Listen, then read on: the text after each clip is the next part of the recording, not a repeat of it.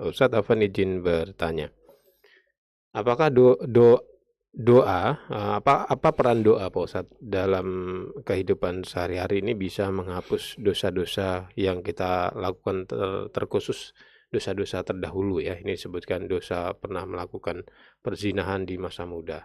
Dan apakah benar Pak Ustadz ketika kita melakukan perbuatan tersebut, kelak juga kita akan dibalas, entah itu keturunan kita ataupun yang lainnya? Minta pencerahan dan juga nasihatnya. Baik, barakallahu fikum wa jazakallahu khairan. Pertama, doa. Doa ini sendiri bernilai ibadah. Maknanya seorang ketika dia berdoa mengucapkan Rabbana atau Allahumma dan semisalnya, berarti dia sedang ibadah. Di mana Nabi kita SAW menyebutkan ad-du'a huwal ibadah. Doa adalah ibadah. Menjelaskan bahwa seseorang ketika dia berdoa kepada Allah berarti dia sedang ibadah kepadanya.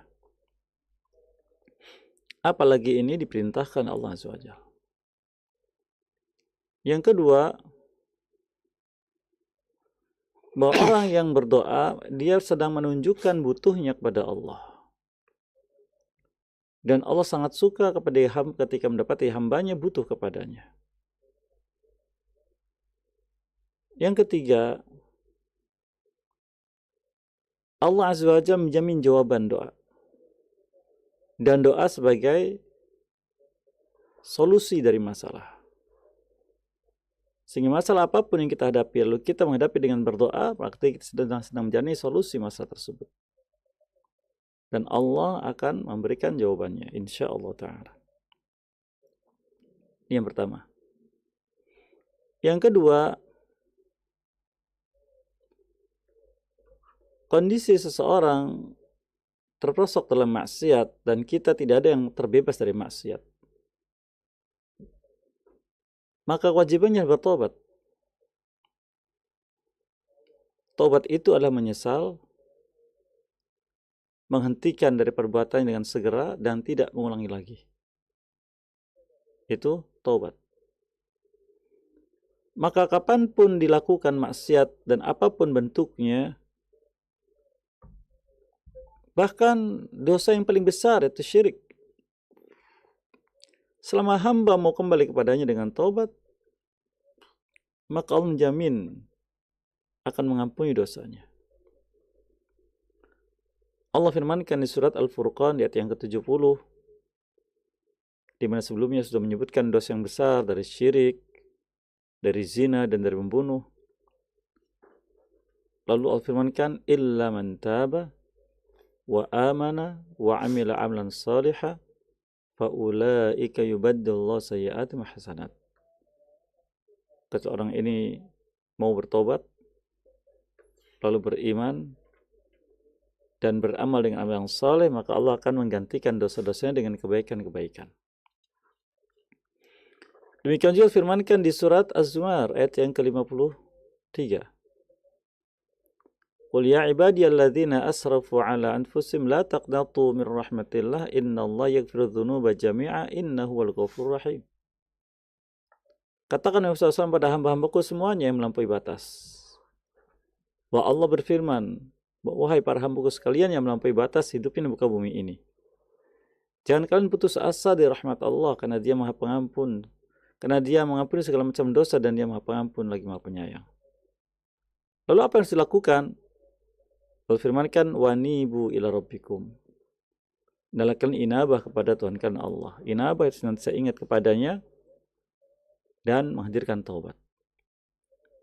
Waslimu lahu, dan berislam kepadanya, tunduk patuh dengan perhatikan perintah dan larangannya serta beramal dengan petunjuknya.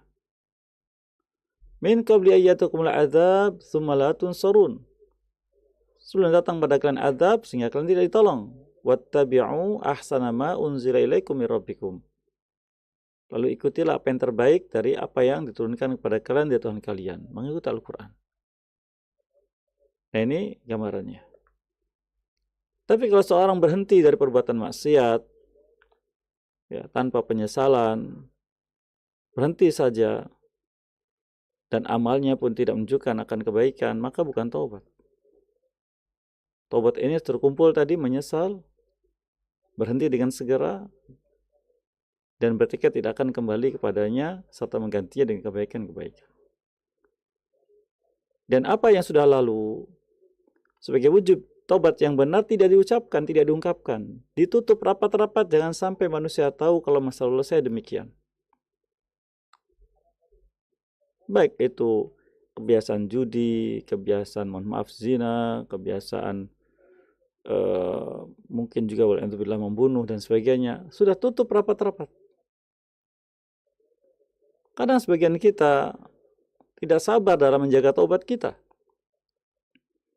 Misalkan mendapati ada sebagian, mohon maaf, preman misalkan, mabuk, lalu mengancam, lalu seseorang datang yang berpenampilan mungkin saleh, lalu berteriak,